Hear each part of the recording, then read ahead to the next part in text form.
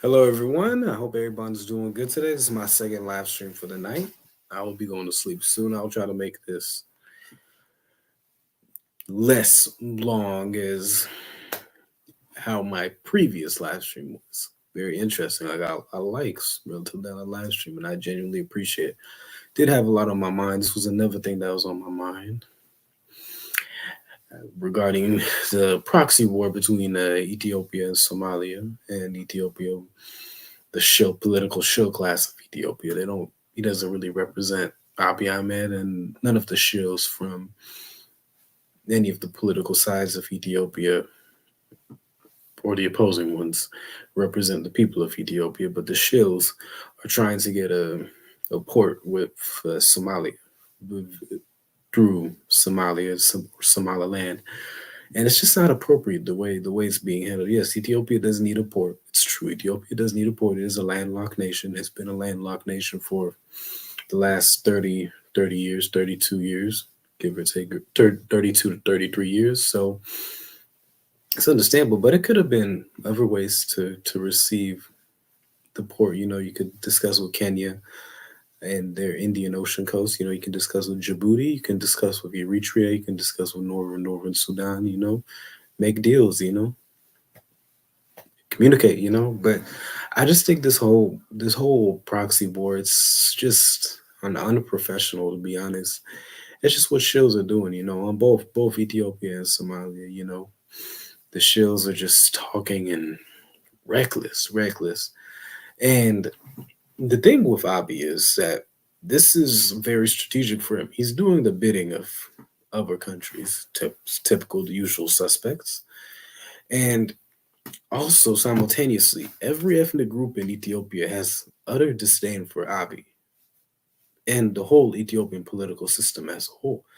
They genuinely hate Abiy. Amharas really hate Abiy, and rightfully so. Oromo people hate Abiy with a burning passion. Tigrayan people hate Abiy with a burning passion. Gurage people hate Abiy with a burning passion. Gums people hate Abiy with a burning passion. Harari people, Falash Ethiopian Jewish people hate him. Agao people, Awi people, Shinasha, Berta, Anuak,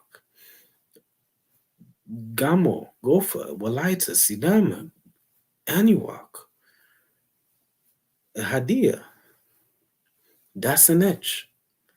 All these demographics in the Somali people in Ethiopia, all these demographics in Ethiopia hate Abiy Ahmed, and rightfully so. I mean, everybody, Afar people, can't forget about any group.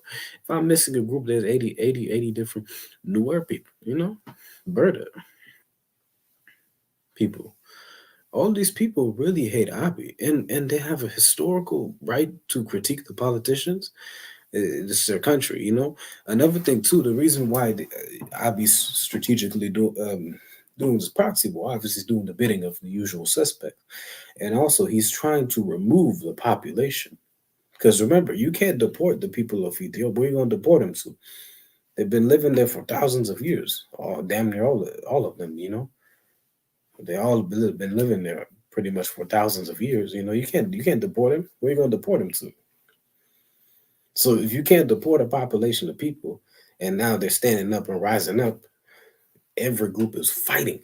Every group is fighting, protesting, blocking roads. You know, making like standing up, saying no more of this. I don't want this nonsense, this political shill nonsense. People are protesting. People are going toe to toe in every region of Ethiopia. Regardless of how you feel about the situation, this is the truth. The new generation is standing up, Yeah, there's some back and forth between people that are on the same side, yeah, but every ethnic group is standing up for either for the whole country as a whole, some more, some people, their neighborhood, their city, their clan, their ethnic group, doesn't matter. But they're still standing up. Since they can't deport them, the only way to get rid of this population, primarily military age males, is to send them to war and wipe them out. That's the essential plan. That's the plan in a nutshell. So that is Abiy's plan. He's going full on saying, okay, enough with this. I'm not a progressive. I'm a fascist, and I don't like how these people are fighting back. He's getting he's getting the Ethiopian government is taking L's on every side by Amhara people, Oromo people, Tigrayan people, Gums people, Harari people.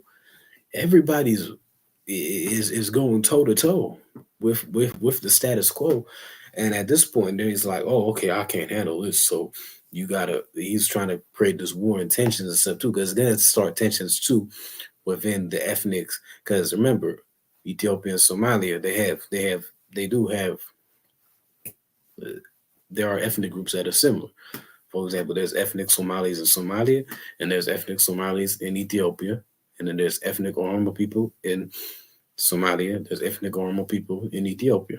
You know, and speaking of the Somali thing, I want to reiterate this as well. There's Somali people that have always lived in Kenya, what is now Kenya, or it is what is now Ethiopia, and now what is in the borders of Djibouti. So and the borders of Somalia, they've all lived there. They didn't immigrate from Somalia or from Mogadishu or Berbera or not no no no not Kismayo or something. They've always been in parts of Kenya, so Ethiopia, and Djibouti. Like that's just the truth. And there's so many like adjacent ethnicities as well, like or crossover ethnicities from various nations. That's a lot of the history, and culture. That's just the truth. Even in Asia too, they have, for example, I've in Afghanistan and Pakistan, they got Pashtun people living in Afghanistan and Pakistan. Punjabi people living in India and Pakistan, Bengali people living in India and Bangladesh. Tamil people living in India and Sri Lanka, and etc. So again, Kurdish people living in Syria, Turkey, Iran, Iraq, and etc. I don't want to go on the list, but yeah, you get what Hmong people living in China, Vietnam, and Laos. So yeah, Hausa people living in Nigeria, Chad, Sudan, Mauritania, Mali, Senegal, Liberia, Sierra Leone, Guinea, Ivory Coast, etc. You know, Ukrainians living in Ukraine and parts of Moldova, etc. Even with all of the ethnic stratification and ethnic tensions and ethnic separation, there's still crossovers. So yeah, so that's the plan too. So people will be fighting each other, and well, they've already are fighting each other. It's in Ethiopia. It's very sad, but also there's also people that are politically motivated and can change the status quo within various different ethnicities too of Ethiopia, and they're a threat to Abiy and the Ethiopian government as the Ethiopian shill class as a whole. So they're getting afraid in every area of Ethiopia, every region of Ethiopia, every city, they're afraid now. So they're saying, okay, the best thing to do is go to war in an attempt to remove those military age men. But those men ain't gonna fight, they're not gonna fight. I'm sorry, they're not fighting. They'd rather die fighting with against the Ethiopian government than doing that. And there'll be massive protests in that country, like draft riots, draft or allegedly riots, draft protests, and just draft protests in general. And they don't want to fight that war. They want to protect their own family. They want to protect their mothers, their fathers, their brothers, their sisters, their their family in general, the children, their friends. They don't want to fight in this stupid war. For what? There's no point, not fighting. Okay, cool. Even if you do get over a port home, bro, like homie, relax. It's not. No, no. They're gonna fight. They'd rather fight you. You'd rather fight against Abiy or fight against all of these political shows from all sides. You know, there might be even crossovers too within people that don't agree with each other that might code up and be like, okay, against these political shows, we have more in common than with each other than them, and it might just be a full on war from that. You know, I don't believe. But no, you can't brainwash enough of these younger generation to fight this war. Personally, if I was living there, I would never fight for the Ethiopian government. Are you kidding me? Hell no. Those shills, hell no. They're a bunch of shills. I refuse. Hell no. This is not even worth it, you know. And I don't blame anyone for fighting back against those shills. You know, shout out to them. You have to give them some props. You know. But yeah, that's just in essence, it's just an attempt to remove the military age men, primarily men, out of the situation so that they can control the narrative and control the country and make business as usual and then oppress the people in silence rather than making some noise, you know. And they'll continue to sell us out, you know, for other nations, and they're going to sell us out and make us hate each other even more. And no one's fighting for tangible resources, whether it's for the city, whether it's for the region, the state, the province, or even their own ethnic group, or even anything. You know, they're just nothingness. You know, just oh yeah, yes boss, yes boss. You know, oh yeah, don't get too uppity today. No, no, no. You know, they want us to be like mindless slaves and stuff too, and that's what they want. Mindless shills like them, you know, and just be abused and don't say anything, you know. So yeah, that's the thing too. I mean, as Martin Luther King said, you know, the riot is the language of the unheard, and that is true, you know. So like, if you see people fighting back against these shills, I mean, it is what it is. I'll say that, you know. But like when you've given, like when people get into these things, I mean, when you read a lot of manifestos of a lot of these people that genuinely hate the Ethiopian government from all ethnicities, I look at them, I'm just like, man, bro, you know, I don't blame them. You know, like you read it as you read how it is, and you're like, wow, man, like these are shills. These guys are shills, and they've really messed up a few generations. You know, and you've given the youth like no hope. No hope. This is why. Like they're not gonna fight. They're not fighting. They're not gonna fight for Ethiopia. They'd rather not. They'd rather fight and die against the shill class than go and fight people in Somalia. What the hell? Like the people of Somalia have done nothing to me. You know that's what everyone's gonna say. Why would I fight in this stupid war? I'd rather fight. I'd rather fight you. I'd rather fight your shill class. You know this is just stupid. And again, it's just in an attempt. He's just attempting to, like I said, replace the people that are fighting back against him. It's just an attempt to replace that population because you cannot deport the people that are native to the country. All the people are native. You can't deport them. We're gonna send the people back to. There's nowhere to send them back to because you can't deport them, and you can't really do anything else. Sending our people to war is the only thing that you want, man, because you're trying to replace them. But yeah, this is honest truth, and yeah, it is sad, you know, it is sad, but I'm not surprised. Now I hope that my message gets out to people in Ethiopia, not to go into this war. Do not fall into any propaganda that gets you brainwashed into this war. There's no need to go into this war. This war is stupid. You know, it's no point. You might get you don't even know if you're gonna get the port. Fighting over a port. I mean, it's stupid. You know.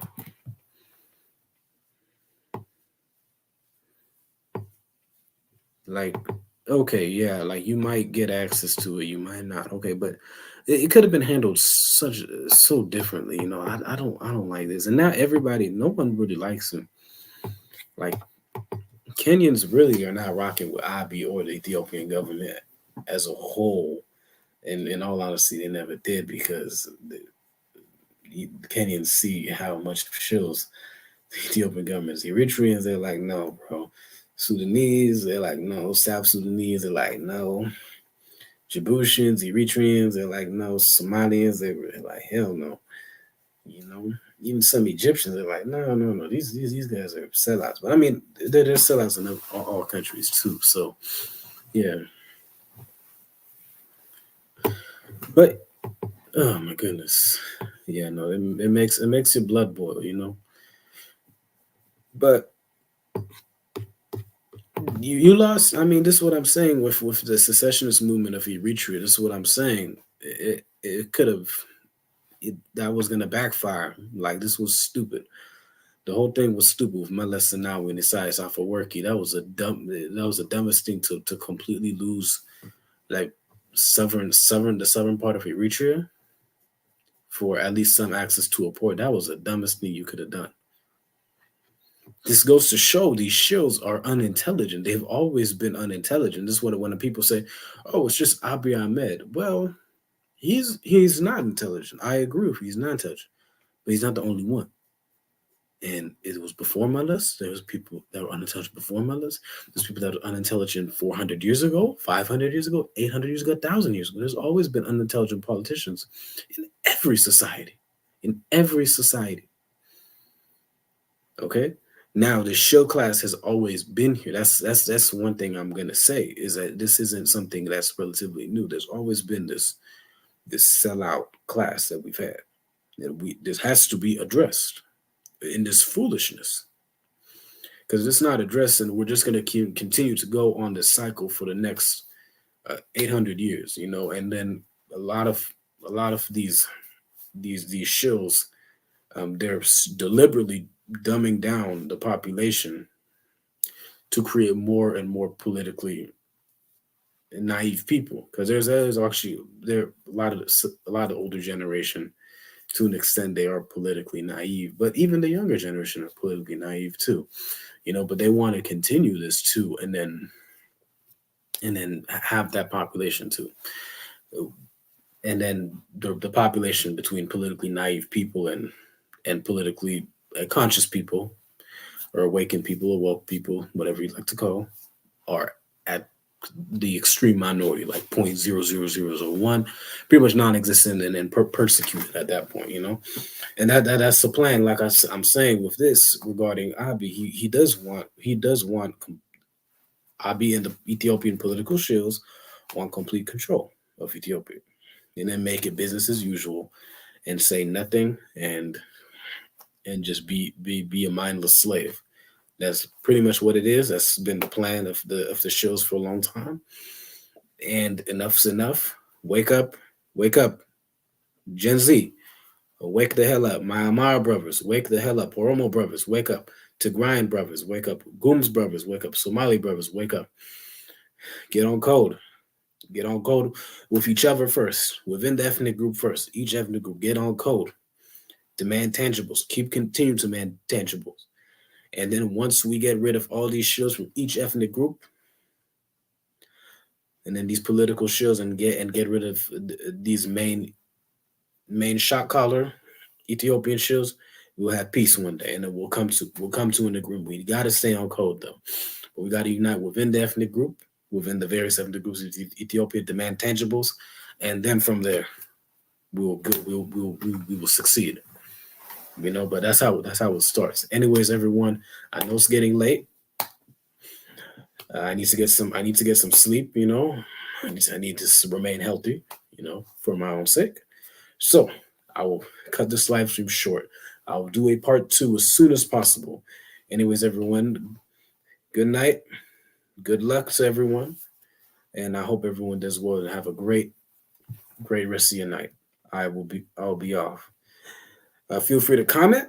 Hopefully you could hear me. Excuse me for a second if you could hear me. So hopefully you could hear me. Great. When I hear that echoing, if you see that circle right here, so you see if you see that circle when I'm speaking, like echoing circle. If you see that, that means that the sound is good. So that's good news for me. Anyways, everyone, have a great night. God bless, and we'll see you soon.